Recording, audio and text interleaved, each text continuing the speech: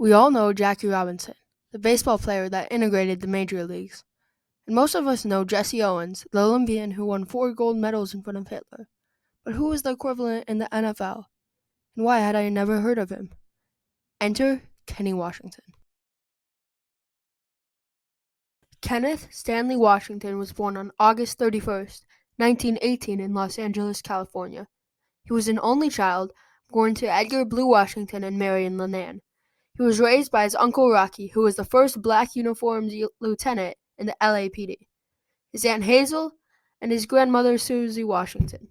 He started his football career as a tailback at Abraham Lincoln High School. He was nicknamed Kingfish, referencing a character on a radio show, for his leadership and skill, both on the football and baseball teams. During Mr. Washington's college years, he played for the UCLA Bruins, graduating in 1940.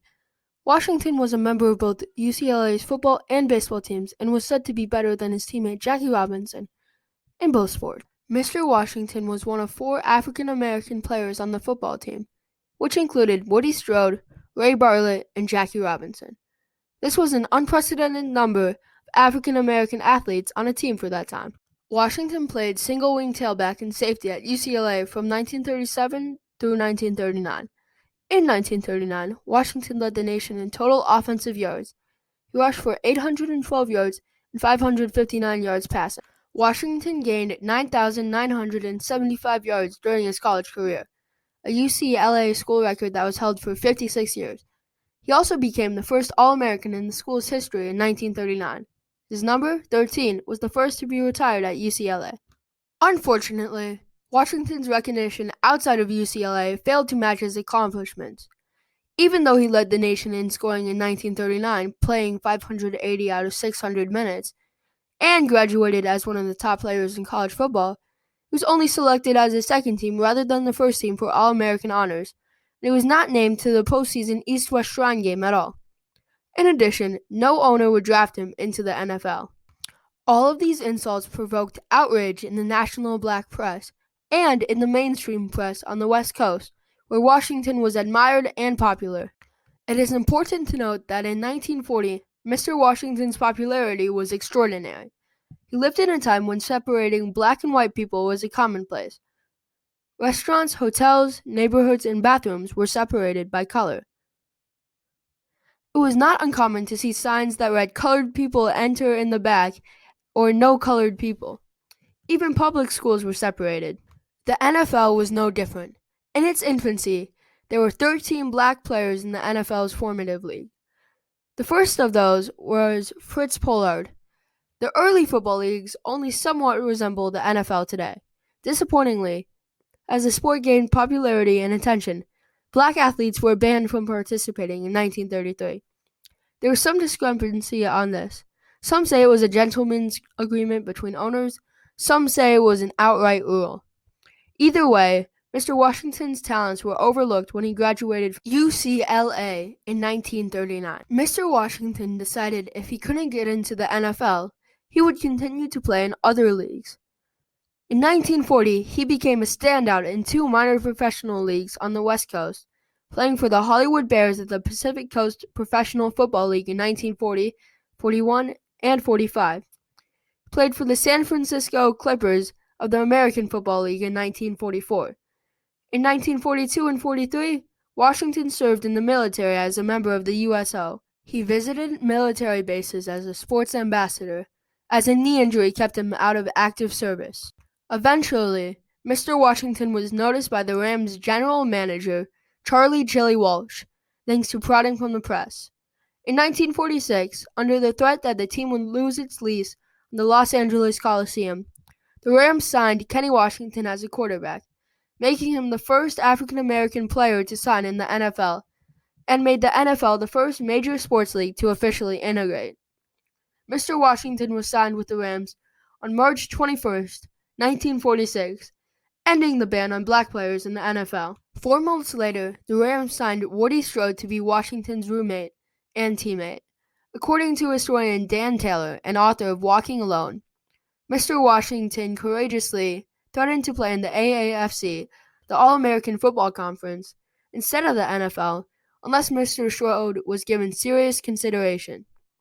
Washington was so wanted as a player that Charlie Chili Walsh agreed. Woody Strode signed with the Rams. Soon after, two additional African-American players, Marion Martley and Bill Willis, signed with the Cleveland Browns in the AAFC. 1 year after Kenny Washington signed with the LA Rams, his former UCLA teammate Jackie Robinson joined the Dodgers, integrating the MLB. Mr. Washington played with the Rams for 3 years, ending the ban on black players in the NFL.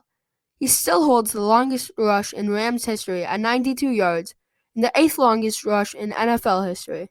But it wasn't easy. Poor treatment ranged from snide remarks to physical attacks.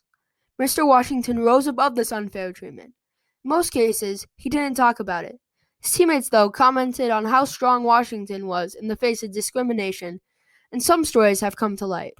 According to historian Dan Taylor, in a game against the Green Bay Packers, he was kicked in the face, briefly knocking him unconscious. When he was sidelined with crooked eyesight, persistent headache, and nerve damage. When the Los Angeles Rams played the Chicago Cardinals, 3 players targeted his knee in a dog pile, twisting it so severely that he was sidelined for 2 games. Mr. Washington was also denied entry to one of his own games. It was only when he was escorted by one of his managers with ID that he was allowed to enter the stadium. Miss Karen Washington Cohen, Kenny Washington's daughter, spoke about the racism that her father and her Uncle Woody faced.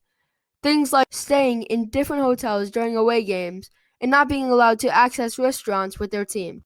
She explained that racism was a part of his life at that time, so it didn't make the news, but shared that the opposing teams would step on his hands or rub chalk from the lines in his eyes. They would throw an extra kick or an extra elbow if they're near the bottom of the pile. A whole lot of things weren't seen. Washington had suffered through 5 knee surgeries, leading him to retire from the NFL after 3 seasons. 80,000 fans attended his last game and gave him a standing ovation. After leaving football, Mr. Washington dabbled in acting, served as a uniformed officer of the LAPD, and a part-time scout for the Dodgers. He died in 1971 at the age of 52 in Los Angeles, California. His impact, though, was just starting. Miss Washington Cohen said it best. Everybody could follow behind him, but the first person through the door is the one that takes the abuse, the negativity. They are the ones that pay the heaviest price for everybody else to follow through. He never complained about that. I hear about stuff other people have written, about things he had said about how tough it was. But it's not a major thing. He never complained about it. Uncle Woody complained about it. His famous quote is, "If I must integrate heaven, I don't want to go." My father never complained. He just went through it like this is what I must go through to get there. In recent years, Mr. Washington's legacy has been coming to light. Movies have been made, books have been written. A non-profit foundation at his former high school has helped fund an entire athletic department. For his contribution to sports in Los Angeles, Washington was honored with the Los Angeles Memorial Coliseum Court of Honor plaque. He was inducted to the College Football Hall of Fame in 1956. He was posthumously inducted into the UCLA Athletics Hall of Fame. And his high school has annually awarded the Kenny Washington Trophy to the school's best football player since 1949. Yet he is still under-recognized. The name Kenny Washington isn't synonymous with the pioneer he is. As the first African-American athlete to sign in the NFL, he opened the door for every other African-American athlete. He reintegrated the NFL 1 year before his friend and former teammate Jackie Robinson integrated Major League Baseball. Washington's number hasn't been retired by the LA Rams. He hasn't been inducted into the NFL Hall of Fame. In fact, neither Washington nor Strode have been inducted into the NFL Hall of Fame. It's true Mr. Washington's career was short-lived and cut short by injury, but the fact remains, he was the first.